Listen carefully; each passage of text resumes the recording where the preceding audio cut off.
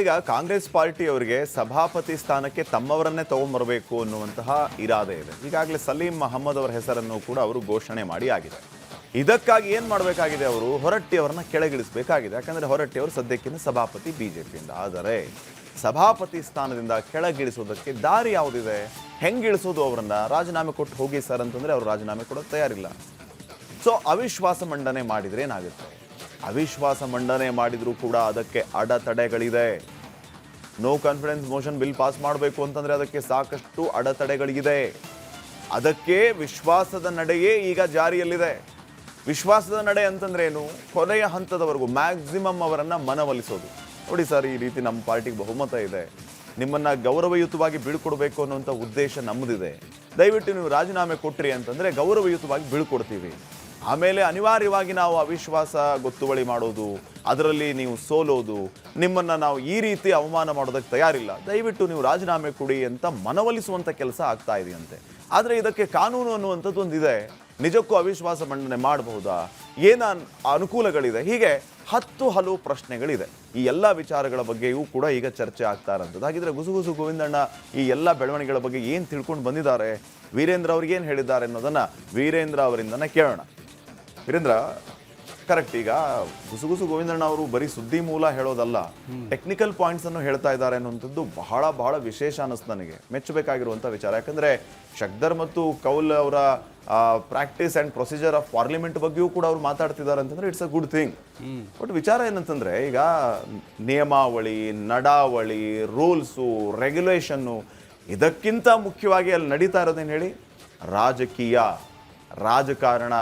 ಅದು ಎಂಥ ರಾಜಕಾರಣ ಹೇಳಿ? ಆಡಳಿತ ವಿಪಕ್ಷದ ರಾಜಕಾರಣ ಅಲ್ಲ, ಇದು ಆಡಳಿತದ ಒಳಗಿನ ರಾಜಕಾರಣ, ಅವರದ್ದೇ ರಾಜಕಾರಣ ಅನ್ನುವಂಥದ್ದು ನನ್ನ ಮಾಹಿತಿ ಮತ್ತು ಒಳನೋಟಕ್ಕೆ ಕಂಡಿರೋದು. ಏನಂತೀರಿ ನೀವು? ಸರಿ ಇದೆ. ನಮ್ಮ ಗುಸುಗುಸು ಗೋವಿಂದಣ್ಣವ್ರು ಏನು ಹೇಳಿದಾರೋ ಅದನ್ನೇ ನೀವು ಸ್ವಲ್ಪ ಥಿಯರಿಟಿಕಲ್ ಆಗಿ ಹೇಳ್ತಾ ಇದ್ದೀರಿ. ಒಬ್ರು ಆಂಕರ್ ಹೆಂಗೆ ಹೇಳ್ಬೇಕು ಹಂಗೆ ಹೇಳ್ತಾ ಇದ್ದೀರಿ. ನಮ್ಮ ಗೋವಿಂದಣ್ಣವ್ರು ಹಂಗೆ ಹೇಳಲ್ಲ. ಅವ್ರು ಸ್ವಲ್ಪ ರಾಜಕೀಯದ ಒಳಸುಳಿಗಳನ್ನೆಲ್ಲ ಹೊಕ್ಕೆ ಬಂದಿರ್ತಾರಲ್ಲ, ಅವ್ರು ಹೇಳೋ ಸ್ಟೈಲ್ ಸ್ವಲ್ಪ ಬೇರೆ ಇರುತ್ತೆ ಅಷ್ಟೇ ಪಾಟೀಲ್ರೆ. ಹೇಳೋ ಶೈಲಿಯಲ್ಲಿ ವಿಭಿನ್ನತೆ ಬಿಟ್ಟರೆ ವಿಷಯ ಒಂದೇ ಇದೆ, ವ್ಯತ್ಯಾಸ ಏನಿಲ್ಲ. ನೋಡಿ, ಸಿದ್ದರಾಮಯ್ಯನವರು ಮುಖ್ಯಮಂತ್ರಿ ಕುರ್ಚಿನ ಖಾಲಿ ಮಾಡಿದ್ರು, ಹೌದಾ ಪಾಟೀಲ್ರೆ? ಆ ಕುರ್ಚಿಯನ್ನು ಖಾಲಿ ಮಾಡಿದ ಕಾರಣಕ್ಕಾಗಿಯೇ ಹಲವರಿಗೆ ಕುರ್ಚಿ ಕೊಡಿಸುವಲ್ಲೂ ಅವರು ಸಫಲರಾಗಿದ್ದಾರೆ. ಈಗ ಮೊನ್ನೆ ನೋಡಿದ್ರಲ್ಲ, ವಿಸ್ತರಣೆ ಆಯ್ತಲ್ಲ, ಯಾರದು ಮೇಲುಗೈ? ನೀವು ಲಿಸ್ಟ್ ನೋಡಿದ್ರೆ ಗೊತ್ತಾಗತ್ತಲ್ಲಿ. ಆಲ್ಮೋಸ್ಟ್ ಎಲ್ಲ ಸಿದ್ದರಾಮಯ್ಯವ್ರ ಕಡೆ ಜಾಸ್ತಿ ಇದ್ದಾರೆ ಅದರಲ್ಲಿ. ಹಿಂಗಿರುವಾಗ ಸಿದ್ದರಾಮಯ್ಯವ್ರು ಅವ್ರ ಕುರ್ಚಿ ಬಿಟ್ಟರು, ಬೇರೆಯವರಿಗೆಲ್ಲ ಕುರ್ಚಿ ಕೊಡಿಸೋದ್ರಲ್ಲಿ ಸಫಲರಾಗ್ತಾ ಇದ್ದಾರೆ. ಇನ್ನೊಂದು ಆಗ್ತಾ ಇದೆ, ಏನು ಗೊತ್ತಾ? ಬರೀ ಕುರ್ಚಿ ಕೊಡ್ಸೋದಷ್ಟೇ ಅಲ್ಲ, ಕುರ್ಚಿ ಉಳಿಸೋದ್ರಲ್ಲೂ ಕೂಡ ಸಿದ್ದರಾಮಯ್ಯನವರ ಕೈ ಚಳಕ ಇದೆ. ಕುರ್ಚಿ ಉಳಿಸೋದಿದೆಯಲ್ಲ ಪಾಟೀಲ್ರೆ, ಅದರಲ್ಲಿ ಈಗ 3 ವರ್ಷ ಅವ್ರ ಕುರ್ಚಿ ಉಳಿಸ್ಕೊಂಡ್ರು. ಈಗ 2.5 ವರ್ಷ ಅದಾದ್ಮೇಲೆ 6 ತಿಂಗಳಾಯ್ತು ಬಿಡಿ. ಅದಕ್ಕೆಲ್ಲ ಕತೆಗಳೆಲ್ಲ ಬಂತಲ್ಲ, ದೇವರಾಜ ಅರಸು ಅವರ ದಾಖಲೆ, ಮತ್ತೊಂದು ಬಜೆಟ್ನ ದಾಖಲೆ, ಅತಿ ಹೆಚ್ಚು ಸಮಯ CM ಆದ ದಾಖಲೆ, ಇವೆಲ್ಲ ಆಯ್ತಲ್ಲ.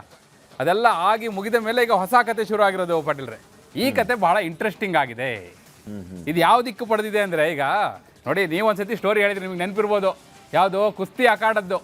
ಬಸವರಾಜ್ ಹೊರಟ್ಟಿ ಅವರು ಸಿದ್ದರಾಮಯ್ಯನವ್ರನ್ನ ಕುಸ್ತಿ ಅಖಾಡದಲ್ಲಿ ಎತ್ತಾಕ್ಬಿಟ್ಟಿದ್ರು ಅಂತ ಹೇಳಿದ್ರಿ ನೀವು. ಹೌದು. ಆದರೆ ಸಿದ್ದರಾಮಯ್ಯನವರು ಸಭಾಪತಿ ಪೀಠದಿಂದ ಬಸವರಾಜ್ ಹೊರಟ್ಟಿ ಅವ್ರನ್ನ ಎತ್ತಾಕ್ಲಿಲ್ಲ. ಶಾಸಕರ ಪಂದ್ಯಾವಳಿ ನಡೆದಂಥ ಟೈಮಲ್ಲಿ ಹೌದು, ಇವರು ಭಾರಿ ಪಟ್ಟಿಗಳನ್ನ ಬಳಸ್ತಾ ಇದ್ರು. ಹೌದು, ಇವರು ಕುಸ್ತಿ ಪಟ್ಟಿನ ಮುಂದೆ ಸಿದ್ದರಾಮಯ್ಯ ಅವ್ರ ಮಾತಿನ ಪಟ್ಟಿ ಯಾವ ಲೆಕ್ಕ? ಹೌದು, ಆ ಮಾತಿನ ಪಟ್ಟಿ ಮಾಡಿಬಿಟ್ರು. ಈ ಪೈಲ್ವಾನಿಗೆ ರೀಲಿ ಚಿತ್ ಅನ್ನುವಂತ ಒಂದು ಶಬ್ದ ಇದೆ, ಹಂಗೆ ಚಿತ್ ಮಾಡಿಬಿಟ್ರು ಹೊರಟ್ಟಿ ಅವರು ಸಿದ್ದರಾಮಯ್ಯ ಅವ್ರನ್ನ. ಅವಾಗಿಂದ ಕಾಸ ತರ ಇಲ್ಲಿವರೆಗೂ ಬಂದಿದೆ. ಈಗ ಆ ಪಟ್ಟುಗಳ ಜೊತೆಗೆ ಈಗ ದಿಲ್ಲಿಯಿಂದ ಒಂದು ಪಟ್ಟಿ ಬಂದಿದೆಯಲ್ಲ ಪಾಟೀಲ್ರೆ, ಆ ಪಟ್ಟಿಯಲ್ಲಿ ಈಗ ಸಲೀಂ ಅಹಮದ್ ಅನ್ನೋ ಹೆಸರು ಕೂಡ ಗಟ್ಟಿಯಾಗಿ ಕೂತ್ಬಿಟ್ಟಿದೆಯಲ್ಲ. ಏನು ಮಾಡ್ತೀರಿ ಈಗ ನೀವು? ಆಗ ಯಾವ ಪಟ್ಟು ಹಾಕ್ತಾರೆ ಅನ್ನೋದು ಮುಖ್ಯ. ಕುಸ್ತಿ ಆಟದಲ್ಲಿ ಹಾಕೋ ಪುಟ್ಟ ಬೇರೆ, ಇಲ್ಲಿ ಹಾಕೋ ಪಟ್ಟಿದೆಯಲ್ಲ, ಇದು ರಾಜಕೀಯದ ಪಟ್ಟಿದು. ಇದು ಸಾಮಾನ್ಯ ಅಲ್ಲ. ಇದು ನಮ್ಮ ಗೋವಿಂದಣ್ಣ ಅಂತವ್ರಿಗೆ ಮಾತ್ರ ಗೊತ್ತಾಗೋದು, ಎಲ್ರಿಗೂ ಗೊತ್ತಾಗೋದಿಲ್ಲ ಈ ಪಟ್ಟುಗಳು. ಅವ್ರು ಸ್ವಲ್ಪ ಅಲ್ಲೆಲ್ಲ ಒಳಹೊಕ್ಕು ನೋಡ್ಕೊಂಡು ಬರೋದ್ರಿಂದ ನಾವು ಈಗ ಸ್ವಲ್ಪ ಹೇಳೋಕ್ಕಾಗ್ತಾ ಇದೆ. ಬಿಟ್ಟರೆ ಇಲ್ಲದೇ ಇದ್ರೆ ಇದು ಸಾಮಾನ್ಯದವರಿಗೆಲ್ಲ ನಿಲ್ಕೋದಲ್ಲ ಈ ರಾಜಕೀಯದ ಪಟ್ಟುಗಳು ಪಾಟೀಲ್ರೆ. ಅದರಲ್ಲೂ ಸಿದ್ದರಾಮಯ್ಯನವರು ಹೊರಟ್ಟಿಯವರು ನೀವೇ ಹೇಳ್ದಂಗೆ ಗಳಸ್ಯ ಕಂಠಸ್ಯ, ಹೌದಾ? ಹಂಗಿರುವಾಗ ಈ ಕಡೆ DK ಶಿವಕುಮಾರ್ ಅವರು, ಅವ್ರ ಬೆನ್ನಿಂದ ಈಗ 140 MLAಗಳು, ಎಲ್ಲರ ಆಸೆ ಆಕಾಂಕ್ಷೆಗಳು, ಎಲ್ರಿಗೂ ಮಂತ್ರಿ ಆಗ್ಬೇಕು. ಪಾಟೀಲ್ರೆ, ಎಲ್ರಿಗೂ ಬೇಕು ಸಚಿವ ಸ್ಥಾನ, ಎಲ್ರಿಗೂ ಬೇಕು ಖಾತೆ. ಆ ಖಾತೆ ಕತೆ ನೆಕ್ಸ್ಟ್ ಬರುತ್ತೆ, ಅದನ್ನ ಆಮೇಲೆ ಡಿಸ್ಕಸ್ ಮಾಡೋಣ. ಹಿಂಗಿರುವಾಗ ಒಂದೊಂದು ಸೀಟು ಇಂಪಾರ್ಟೆಂಟು. ಅದರಲ್ಲಿ ಇದು ಪರಿಷತ್ತಿನ ಬಹಳ ದೊಡ್ಡ ಸೀಟು. ಅದನ್ನು ಬಿಡೋಕ್ಕಾಗುತ್ತಾ? ಬಿಟ್ಕೊಡಿ ಕೇಳ್ತಾ ಇದ್ದಾರೆ. 2-3 ಸತಿ ಫೋನು ಮಾಡಿದ್ದಾರೆ. ಹೊರಟ್ಟಿಯವರು ಆಸ್ಪತ್ರೆಯಲ್ಲಿ ಇದ್ರು ಫೋನ್ ಮಾಡಿದ್ರಂತೆ DK ಶಿವಕುಮಾರ್ ಅವರು. ಫೋನ್ ಮಾಡಿಬಿಟ್ಟು ಫಸ್ಟ್ ಆರೋಗ್ಯ ಹೇಗಿದೆ ಅಂತ ಕೇಳಿದ್ರಂತೆ. ಆರೋಗ್ಯ ಹೇಗಿದೆ, ಏನು ಹೇಳ್ತಿದ್ದಾರೆ ಡಾಕ್ಟ್ರು ಅಂತೇಳಿ. ಆಮೇಲೆ ಇವರ ಸರ್ಕಾರದ ಆರೋಗ್ಯದ ಬಗ್ಗೆ ಬಂದ್ರಂತೆ. ಸರ್ಕಾರದ ಆರೋಗ್ಯದೆಲ್ಲ ಹೇಳ್ಬಿಟ್ಟು ನಾವು ಆರೋಗ್ಯ ಸ್ವಲ್ಪ ಚೆನ್ನಾಗಿ ಇಟ್ಕೋಬೇಕಂದ್ರೆ ನೀವು ಸಹಕಾರ ಕೊಡಬೇಕು ಅಂದ್ರಂತೆ. ಸರ್ಕಾರದ ಆರೋಗ್ಯ ನಾನು ಡಾಕ್ಟರ್ ಈಗ ಅಂತ ಹೇಳಿದ್ರು. ಹಾಗೆ ಈಗ ಹಂಗಾಗಿ ಆದರೆ ಇವರು ಹೊರಟ್ಟಿಯವರು ಪಾಟೀಲ್ರೆ ಅವರಷ್ಟು ಗಟ್ಟಿಯಾಗಿ ಕೂತ್ಬಿಟ್ಟಿದ್ದಾರೆ. ಅಷ್ಟು ಸುಲಭವಾಗಿ ಪಟ್ಟ ಬಿಡೋಕ್ಕಾಗತ್ತವರು, ಪಟ್ಟವನ್ನು ಬಿಡೋಕ್ಕಾಗಲ್ಲ, ಪಟ್ಟು ಬಿಡೋಕ್ಕಾಗಲ್ಲ. ಈಗ ಬಿಗಿ ಪಟ್ಟು ಹಾಕೊಂಡು ಕೂತಿದ್ದಾರೆ. ಇದ್ರ ನಡುವೆ ಏನಾಗ್ತಿದೆ ಅಂದರೆ ಈ ಎಲ್ಲ ಒತ್ತಡಗಳ ನಡುವೆ ಪಾಟೀಲ್ರೆ ಇವ್ರನ್ನೆಲ್ಲ ಸಮಾಧಾನ ಮಾಡಬೇಕಲ್ಲ CM.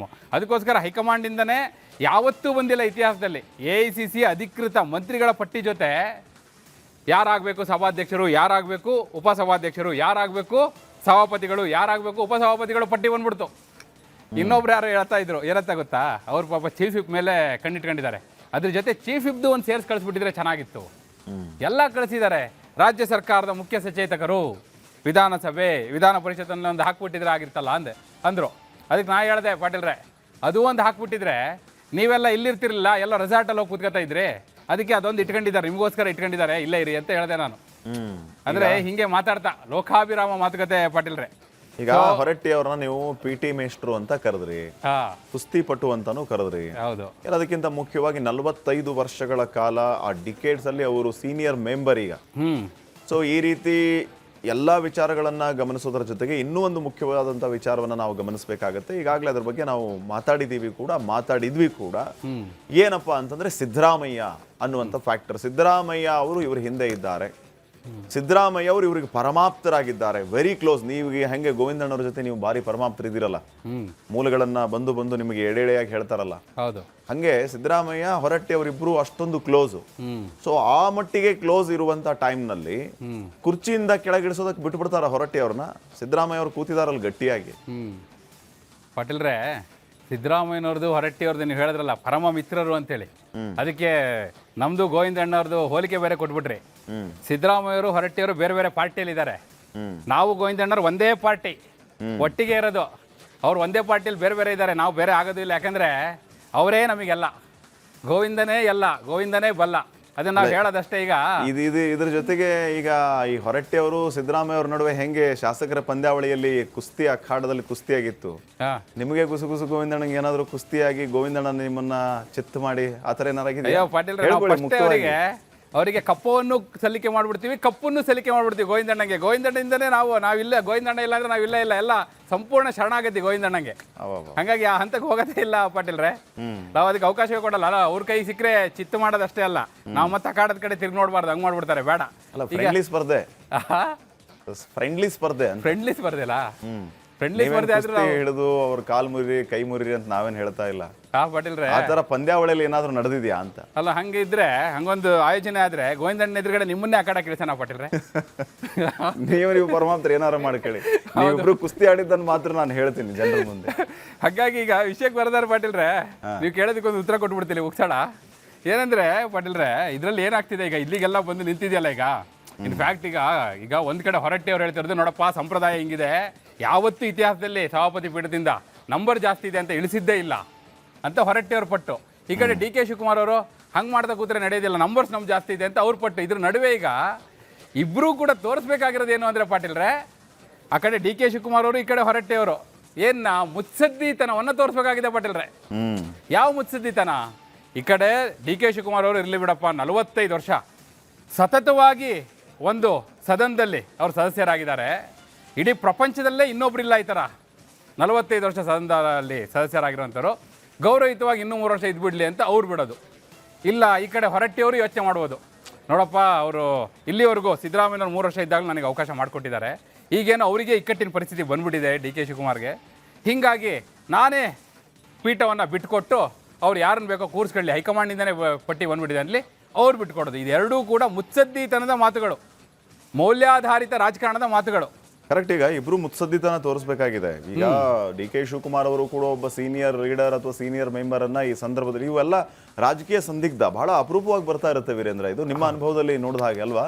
ಇಂಥ ಪರಿಸ್ಥಿತಿಗಳು ಬಹಳ ಅಪರೂಪವಾಗಿ ಬರುತ್ತೆ. DS ಶಂಕರಮೂರ್ತಿ ಅವರು ಹಿಂದೆ 2017ರಲ್ಲಿ ಸ್ಪೀಕರ್ ಆಗಿದ್ದಂಥ ಟೈಮಲ್ಲಿ, ಸಭಾಪತಿ ಆಗಿದ್ದಂಥ ಟೈಮಲ್ಲಿ ಅವ್ರ ವಿರುದ್ಧ ನೋ ಕಾನ್ಫಿಡೆನ್ಸ್ ಮೋಷನ್ ಜಾರಿಗೆ ಬಂತು. 1 ವೋಟಲ್ಲಿ ಅವ್ರಿಗೆ ಗೆದ್ರು, 37 ವೋಟ್ ಅವರು ಪರವಾಗಿ ಬಂತು, 36 ಓಟ್ ಇವ್ರ ಪರವಾಗಿ ಬಂತು, ಒಂದೇ ಓಟಿಂದ ಅವರು ಮತ್ತೆ ಗೆದ್ರು, ಸ್ಪೀಕರ್ ಸಭಾಪತಿಯಾಗಿ ಮುಂದುವರೆದ್ರು.